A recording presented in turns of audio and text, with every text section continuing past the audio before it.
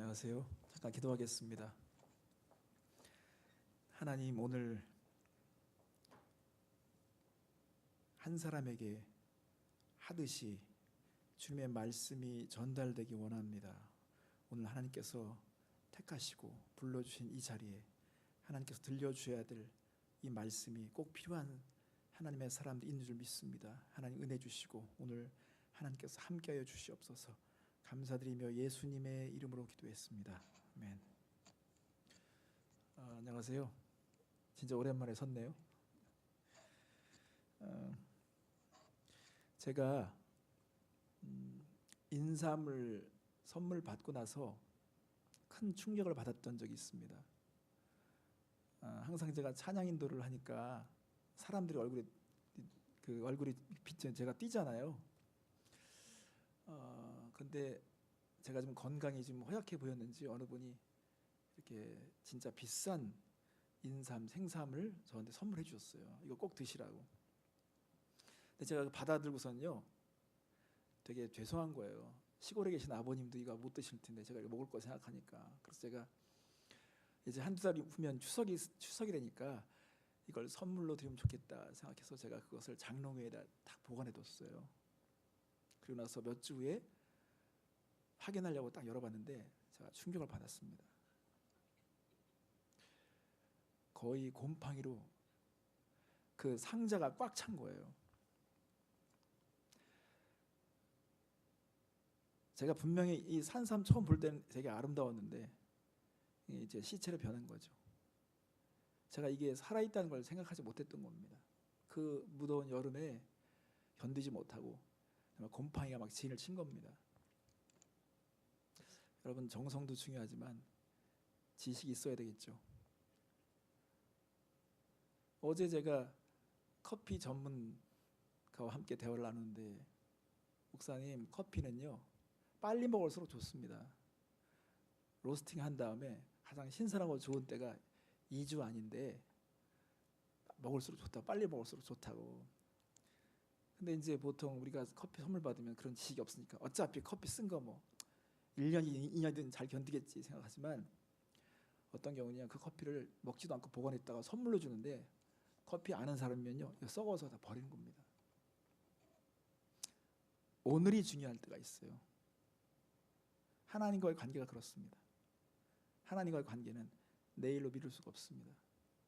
어제 내가 영적으로 충만했다고 해서 오늘 그 충만함이 보장되지 않습니다. 오늘 다시 새롭게 시작해야 되겠죠.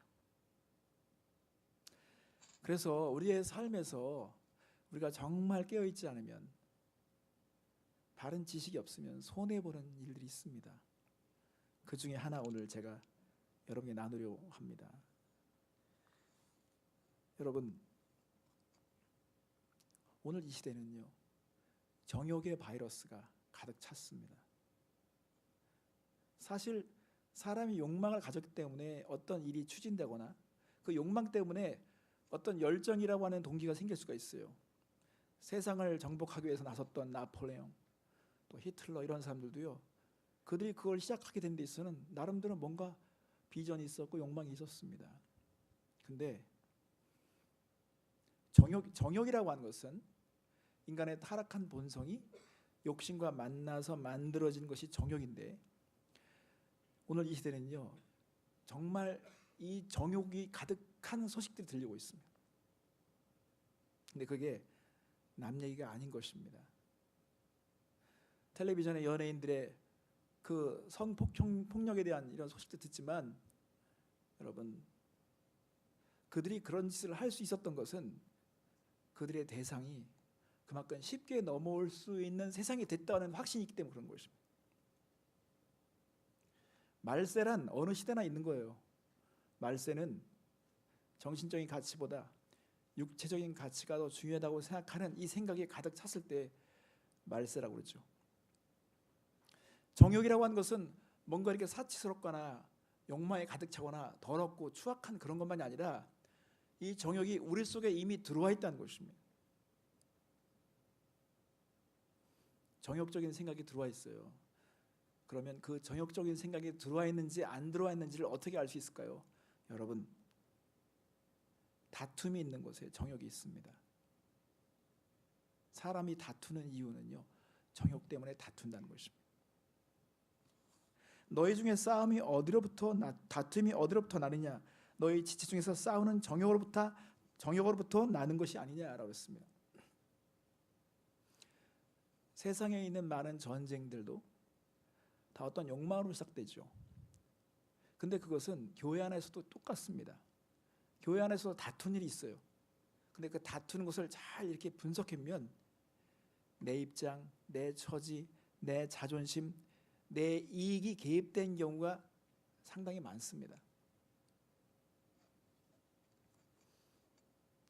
그래서 정치를 보더라도요, 정치인들 중에서 진짜 나라와 민족을 생각하는 정치인들이 얼마나 되겠습니까? 다 색깔론에 빠져서 그 입장을 내가 지지하지 않으면 내가 손해본다고 생각하니까 하는 것이지, 누구 하나 자기가 잘못된 것을 분명히 알면서도 인정하는 것을 보지 못했습니다.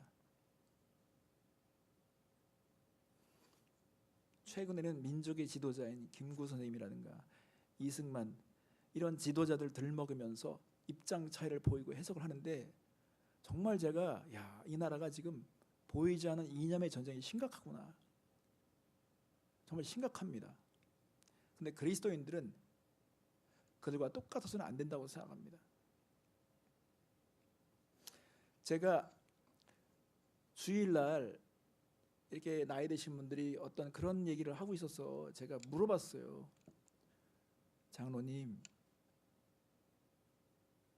김구 선생님 만나보셨어요? 이승만 대통령하고 직접 얘기해 본 적이 있으십니까? 없으신 거죠. 1차 자료도 만나지 않았는데 우리는 누군가가 해석해 준 글을 가지고 그거 가지고 싸우고 있는 것을 보면서, 여러분, 우리는 정말 공정해야 되고 진실해야 되고 우리는 정직해야 합니다.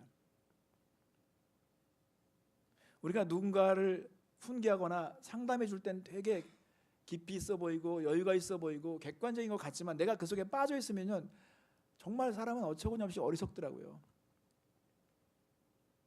LA에서 큰 교회를 시작하신 목사님이 계셔서 그 교회 이름도 정말 멋있길래 제가 그 목사님 만나서 물어봤어요. 목사님, 어떻게 이렇게 멋있는 이름을 지었습니까? 그랬더니 아니요, 제가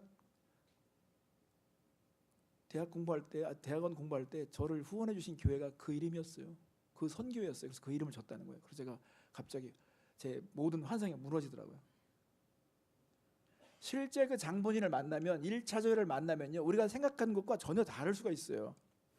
그것처럼 사람들이 어떤 입장, 어떤 처지, 자존심 이것 때문에 막 싸우는데 실제 그것이 하나님의 영광인가, 아니면 내 자존심 때문에 그런 것인가, 이것은 사실 하나님은 아시죠. 그래서 정욕이 있는 곳에 다툼이 있다고 말하는 것은, 우리가 정말 그리스도인이라고 한다면 우리가 다투고 싸우는 이 문제에 있어서 공정하게 생각해 보라는 거예요. 이 동기가 어디서 나왔는지 보라는 것입니다. 저는 그리스도인들은 그 속에서 빠져나와야 된다고 생각해요. 그 싸움에서 밖으로 나와서 한번 성찰해야 된다고 생각합니다. 지금 이 민족이 어디로 가고 있는지, 이 싸움이 무엇을 위한 것인지 공정하지 않을 때가 있습니다. 여러분, 축구 경기를 보더라도요, 우리나라 선수가 후반전 끝날 때 이기고 있기 때문에 막 시간을 질질 끄면 잘한다고 그러죠. 상대방 나라 선수들이 보면 미치는 겁니다. 월드컵 역사상 우리나라가 2002년 4강에 올라왔을 때 그때 그 기록이 가장 오판이 많았다는 겁니다. 그러니까는 우리 팀 선수가 막 딜이 브리킥하고 막 까고 그러면요, 잘했다고 그러죠. 상대방 선수가 그러면 우리는 막 욕하고 난리죠. 그만큼 우리는요, 공정하지 못한 것입니다. 그런데 이런 편견된 지식을 가지고, 편견된 생각과 기질을 가지고 사실은 민족을 논하는 것 자체가 참 어려움이 있는 것입니다. 두 번째로, 우리가 정욕에 감염되었을 때 나타나는 증상이 무엇일까요? 그것은요, 기도가 무효화된다는 것입니다. 구해도 받지 못함은 정욕으로 쓰려고 잘못 구하기 때문이라고 했습니다.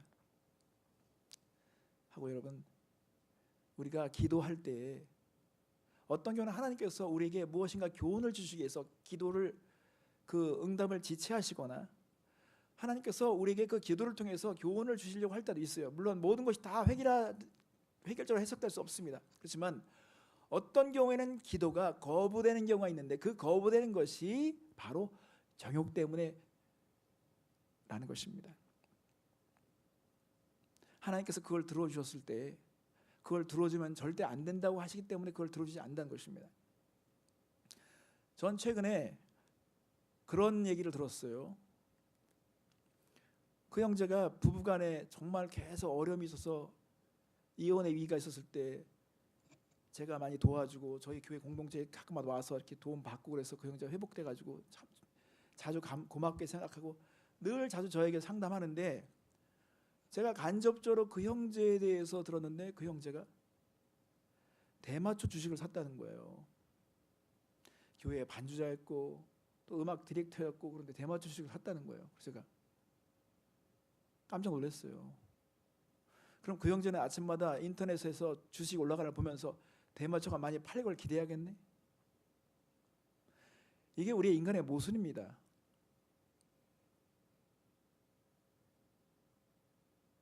하나님이 그런 인생들을 모순된 인생들을 지금 정말 기다려 주시고 변화시키려고 애를 쓰시는 걸 볼 때 정말 안타깝습니다. 여러분, 우리의 그 동기 자체는요 우리 자신도 모를 때가 있어요. 그것이 최선인 줄 알죠. 그렇지만 하나님 보실 때는요 그 자체는요 들어줘서는 안 되는 것이 있습니다. 거부되어야만 기도가 있습니다. 왜냐하면 그것이 정욕적인 생각으로 나온 것이기 때문에. 만약에 그런 정욕적인 생각이 있는 사람들에게서 계속 무엇인가 축복된 일이 일어난다, 저는 그것은 버려졌기 때문이라고 생각합니다. 하나님이 정말 사랑하신다면 그렇게 할 수가 없습니다.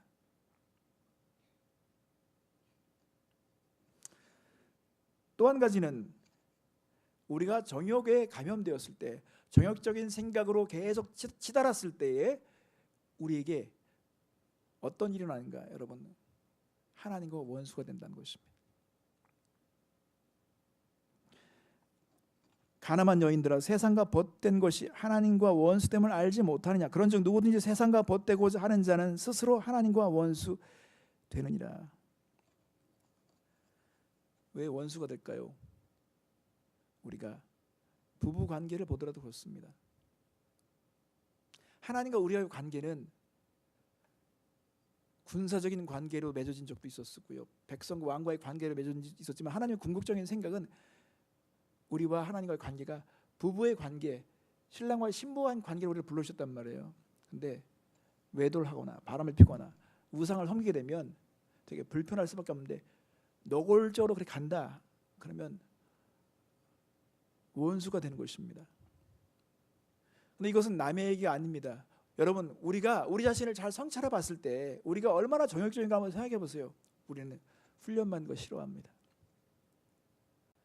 제자라는 것이 부담스럽습니다. 훈련받기보다는 재미있는 걸 추구하죠. 헌신과 희생보다는 우리는 쇼컷을 더 추구할 때가 있습니다. 이런 것들이 다 하나님께서 생각하고 있는 모든 것들을 다 벗어나는 것입니다. 하나님의 방법을 거부하는 것입니다. 어떻게 십자가 없이 부활을 맞을 수가 있겠습니까? 어떻게 훈련이 없이 제자가 될 수 있겠습니까? 그것은 다 위배한 것입니다. 간음하는 것입니다. 그것은 하나님의 생각을 거부하는 것입니다. 그래서 우리의 마음 깊은 곳에, 우리 자아 깊은 곳에 이 정욕적인 생각이 계속 그런 것들을 부추기는 것이죠. 네 행복이 중요하다, 네 느낌이 중요하다, 네 자존심이 중요하다고 얘기하는 것이죠. 이런 정욕적인 생각이 이 시대에 너무 가득한 것을 볼 때 저는 오늘 교회가 얼마나 깨어 있는가, 이 부분에 대해서 얼마큼 심각하게 생각하는지 고민할 수밖에 없습니다. 자, 그러면 이런 이 정욕의 바이러스가 가득한 이 세대에 우리가 어떻게 이것을 퇴치하고 여기서 벗어날 수 있을까요? 그게 소중한 거, 제가 아까 그 인삼 같은 것들을 막 썩는 줄도 모르고 그냥 막 애지중지 그냥 보관만 했지, 그것이 얼마나 지금 심각하게 돌아가고 있는지를 몰랐던 것처럼 우리가 세상 사람들만 정욕에 빠지는 것이 아니라 이미 교회 안에 세속의 물결에 들어와 있고 정욕적인 생각으로 가득 찼기 때문에 헌신도는 좀 떨어지고 훈련받으려는 사람들은 점점 적어지고 하나님의 그 십자가의 은혜에 대해서 감격하는 사람들이 사라지는 이 시대에 우리가 어떻게 해야 될까요? 오늘 그렇게 말씀하십니다. 너희는 하나님이 우리 속에 거하게 하신 성령이 시기하기까지 사모한다 하신 말씀을 헛된 줄로 생각하느냐? 그러나 더욱 큰 은혜를 주시나니 그러므로 일컫을 때 하나님이 교만한 자를 물리치시고 겸손한 자에게 은혜를 주신다 하였느니라. 그러므로 우리가 이 정욕적인 생각에서 벗어나려면 겸손해야 합니다. 겸손하기를 결단해야 합니다. 마귀는 겸손한 자를 두려워합니다. 원래 인간이 타락한 것은 교만 때문입니다. 겸손하면 마귀도 힘을 쓰지 못합니다. 그래서 겸손하라는 것입니다. 근데 겸손이라고 하는 것을 볼 때 이 시대가 만들어낸 이 이미지는 되게 나약하고 힘이 없고 실력이 없는 것처럼 비춰질 때가 있는데, 여러분, 그래서 우리는 겸손이라고 하는 것을 다시 한번 생각해 봐야 됩니다. 진짜 겸손은요, 마귀를 대적합니다. 이 죄의 원흉, 인간을 무너뜨린 이 교만과 이 마귀에 대해서 우리는 증오하다시피 해야 합니다. 그리고 그 겸손은 그것을 표현합니다. 결국은 영적인 싸움은 충성에 대한 대결입니다. 우리가 누구에게 충성하는가? 마귀를 대적할 만큼 우리는 뜻이 분명해야 하는 것입니다.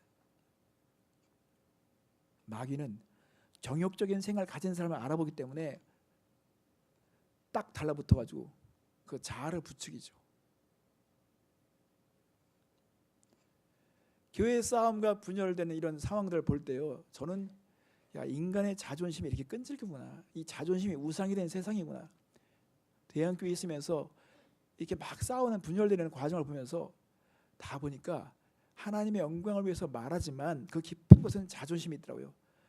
여기서 우리가 지면 우리 집안 전체가 다 마귀 자식이 된다. 이건 무조건 이겨야 된다. 목숨 걸고 싸우는데 다 자존심이 개입되어 있는 것을 보게 되었습니다. 여러분, 우리가 봉사를 하더라도, 찬양사역을 하더라도, 설교를 하더라도, 제가 설교를 할 때도 그렇지만 여러분, 이런 모든 동기를 다시 한번 다 돌아봐야 되는 것입니다. 내가 정말 어떤 누구의 기쁨을 추구하는가? 아니면 나 잘났다는 거, 내가 이 정도 똑똑하다는 걸 과시하려고 하는 것인가? 진짜 하나님의 영광을 생각하는 것인가? 그러면 겸손해야 합니다. 겸손하라는 것입니다. 진정한 겸손은 적을 분명히 해야 하는 것입니다. 마귀를 대적하라는 것입니다. 그리고 하나님을 가까이 하라는 것입니다. 겸손한 사람은 하나님을 가까이 할 수밖에 없어요. 왜냐하면 난 약하니까, 나는 무지하니까, 나는 오류가 많고 실수가 많으니까 하나님을 의지할 수밖에 없죠. 여러분, 초능력자, 완전하신 분, 손만 대면 병이 날 수 있는 예수님조차도 새벽 미명에 아버지께 가까이 나갈 수밖에 없었다면 우리가 뭐가 대단하게 가까이 하지 않습니까? 가까이 나가야 되겠죠. 사랑은 시간으로 말합니다. Love is time. 사랑하면 같이 있고 싶고요, 시간을 같이 보내고 싶습니다. 사랑의 증거는 시간입니다. 그래서 연애할 때 항상 시간을 문제 삼죠. 시간이냐고 말하죠. 하나님을 사랑하면 시간으로 응답해야 합니다. 내가 오늘 하나님께 시간을 낼 수 없다면, 내가 하나님께 가까이 갈 수 있는 시간이 없다면 나는 하나님을 사랑할 수 없는 것입니다. 하나님을 가까이 하라는 것입니다. 어쩌면 진실이라고 하는 것도요, 하나님과의 거리로 측정된다고 저는 생각합니다. 오늘 하나님과의 거리가 얼마나 가까운가, 그 사람의 진실이라고 생각합니다. 하나님을 가까이 하라는 것입니다.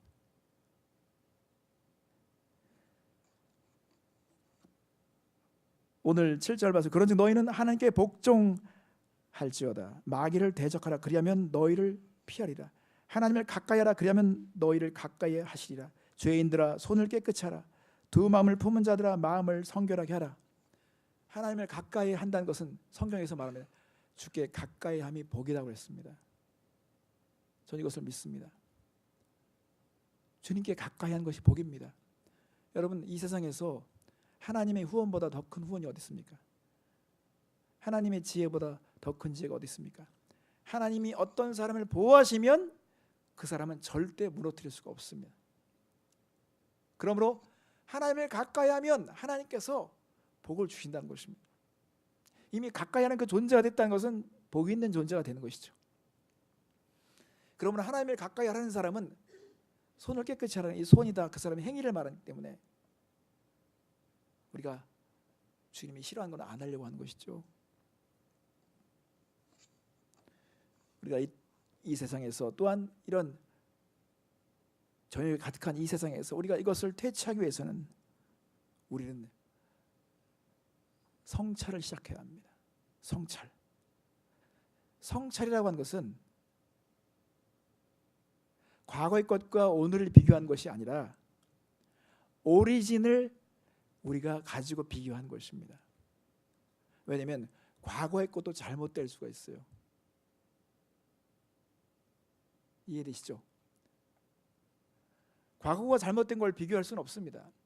근데 동양적인 가치, 특히 유교 문화 속에서는요, 과거가 더 존엄하고 과거가 더 가치 있다고 생각하기 때문에 과거를 존중하는 면이 있는데 그것도 기독교에서는 잘못됐다고 볼 수 있습니다. 왜냐하면 과거가 잘못됐을 때 그 과거를 가지고 비교하는 것 자체는 가치관의 문제가 되는 것입니다. 그렇기 때문에 우리는 진정한 성찰은 오리진, 이 성경을 가지고 비교해야 되겠죠. 성경이 뭐라고 말씀하시느냐, 하나님께서 뭐라고 말씀하시느냐 하는 것입니다.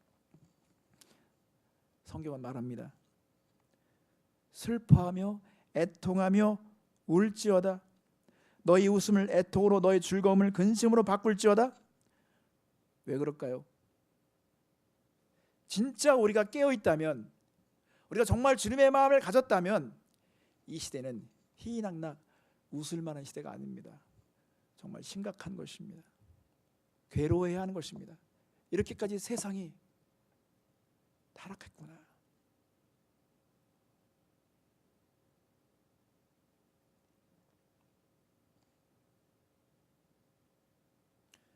세상은 육체가 됐습니다. 또 제가 자녀들을 키우면서 되게 걱정되는 것은 이 아이들은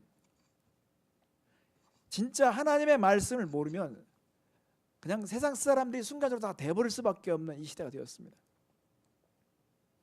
여호수아 세대가 다 지나고 장로의 세대가 다 지나고 새로운 시대가 왔어요. 그들은 마치 요셉이 누군지도 모르는 바로처럼 이 새로운 세대가 등장하면서 이 새로운 세대는 십자가가 뭔지, 하나님의 사랑이 뭔지, 성경의 진리가 무엇인지를 잘 이해하지 못하는 시대가 된 것입니다.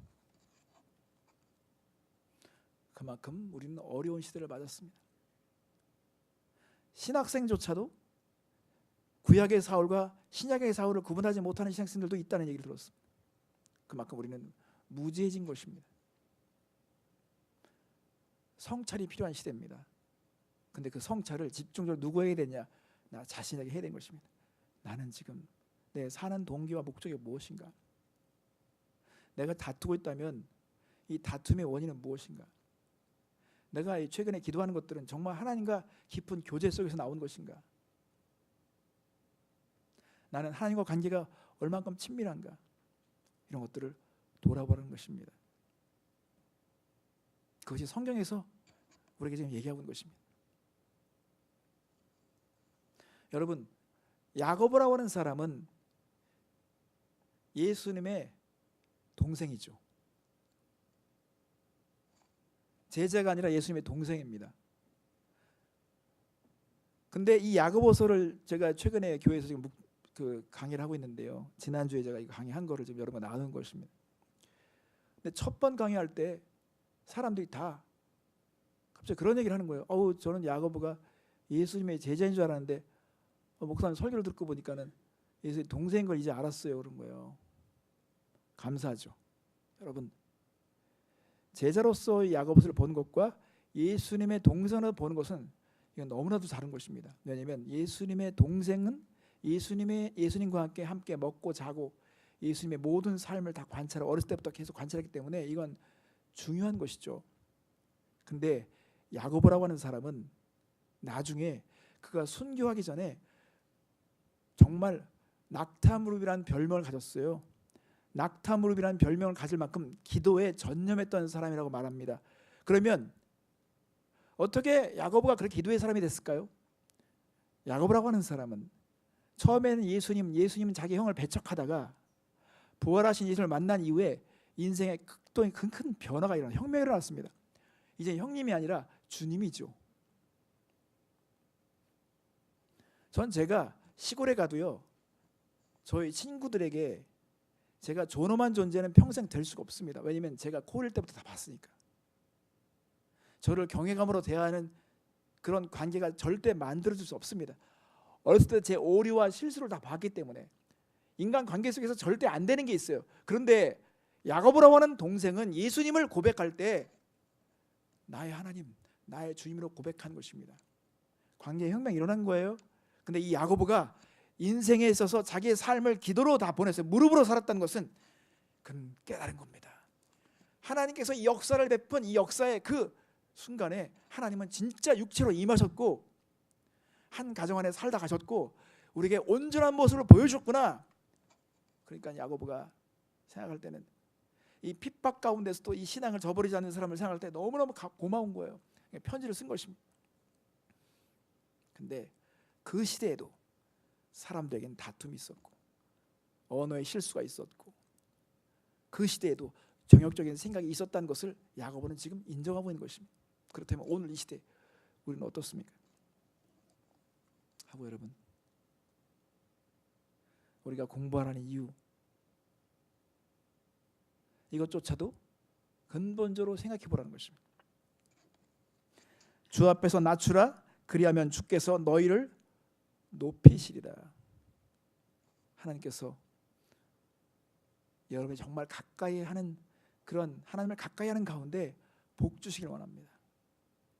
그래서 여러분들이 하나님과 얼마나 가까운 존재인지를 삶으로 나타낼 수 있는 그런 권세를 가진 사람이 되셨으면 좋겠습니다. 그래서 오늘 다시 한번 정리하면 오늘 이 시대에는 정말 상상할 수 없을 만큼 정욕으로 가득한 이 시대가 되어오고 있다는 것. 그래서 사람들 안에는 더 다툼의 소식이 자주 들려온다는 것. 교회 안에서조차도 사람들이 다투고 있고 그리고 기도를 해도 그 기도가 계속 무효화되는 것을 겪었다는 것. 그래서 우리는 점점 마음이 무너지고 약해지는 것이죠. 더군다나 하나님과 원수된 생각을 가지고 사는 사람들이 있다는 것입니다. 그러므로 이럴 때 우리가 해야 할 일은 겸손하기를 선택하는 것입니다. 겸손하십시오. 교만은 패망의 선봉이고 무너짐의 앞잡이가 되는 것입니다. 겸손합시다. 그리고 적을 분명히 해야 합니다. 하나님을 가까이 하세요. 그리고 성찰하세요. 그 성찰할 때는 하나님의 말씀을 가지고 성찰하십시오. 내 신앙의 동기가 어디서부터 출발한 것인가? 정말 내가 믿는 게 제대로 믿는 것인가? 그리고 기억하십시오. 하나님을 사랑하는 것은 시간을 내는 것입니다. 하나님을 가까이 하십시오. 하나님의 친밀한 사람에게 하나님의 언약을 나타내 주신다고 하셨습니다. 하나님과 친밀하면 속사정을 얘기해 주는 거예요. 비밀을 얘기해 주죠. 그러므로 미루지 마시고 오늘 하나님께 나아가세요. 언젠가 어느 순간에 내가 신앙이 좋아지겠대. 절대 그런 날은 오지 않습니다. 정말 소중한 것을 잃어버리게 됩니다. 오늘 가까이 하면 할수록 나는 신성한 시간을 갖는 것이고 미루면 미룰수록 우리는 더 많은 썩은 것들을 보게 될 것입니다. 하나님을 더 가까이 하는 여러분 되셨으면 좋겠습니다. 함께 기도하겠습니다. 우리 한 목소리로 좀 기도해 볼까요? 오늘 하나님께서 여러분에게 스쳐 지나가더라도 한 가지라도 여러분에게 정말 무엇인가 깨달음이 있고 도전이 있다면 그걸 가지고 좀 기도했으면 좋겠습니다. 하나님의 은혜를 구했으면 좋겠습니다. 그리고 하나님께 가까이 하고자 하는 우리의 마음의 결단을 올려드렸으면 좋겠습니다. 다 같이 기도하겠습니다. 살아계신 아버지 하나님 감사드립니다. 오늘 저희들에게 또 이렇게 귀한 만남을 주시고 하나님의 말씀으로 권면하고 도전받게 하심을 감사드립니다. 하나님, 우리의 삶에 정말 영적인 충만한 의식으로 가득 찰 수 있도록 하나님을 늘 가까이 할 수 있는 본성이 자라게 해주시고, 그런 습관이 만들어지게 도와주시고, 하나님을 가까이 하자면 견딜 수 없는 그런 마음들이 세워지게 도와주시옵소서. 하나님, 오늘도 우리에게 주신 말씀을 우리가 새기게 하시며, 하나님 아버지, 정말 우리가 하나님과의 친밀한 사랑을 나타내시기 도와주시옵소서. 그래서 우리가 누구를 만나든지 그들에게 하나님의 사랑을 흘려보낼 수 있게 하시며, 우리가 부활의 증인으로 살아갈 수 있게 도와주시옵소서. 하나님, 특별히 학업 중에 있는 학우들을 지혜 주시고, 하나님 감당할 수 있는 건강을 주시며, 하나님 아버지, 저들이 재정적인 문제에서 아버지 해방받을 수 있도록 하나님께서 정말 참 책임져 주시고 보호해 주시고 은혜를 더하여 주시옵소서. 그래서 삶 자체가 하나님의 은혜인 것을 고백할 수 있도록 도와주시옵소서. 감사드립니다. 역사해 주시옵소서. 기도하겠습니다. 하나님, 오늘 짧은 시간 귀한 만남을 주신 것을 감사드립니다. 하나님, 정말 우리 안에 성령이 거하시는 그 능력과 그 인격과 그 관계를 우리의 삶에서 드러낼 수 있도록 우리를 사용하여 주시옵소서. 주님이 그토록 우리를 사랑하셨고 우리를 그렇게 언약의 관계로 불러주셨는데, 하나님, 우리가 하나님을 배신하여서 하나님을 슬프게 하는 자가 되지 않게 도와주시옵소서. 성령이 말할 수 없는 탄식을 하신다고 하였습니다. 주님, 정말 다시금 주님과 가까이 감으로 관계가 회복되게 하시고 우리를 사용하는 그런 일들을 보게 하여 주시옵소서. 감사드리며 예수님의 이름으로 기도했습니다.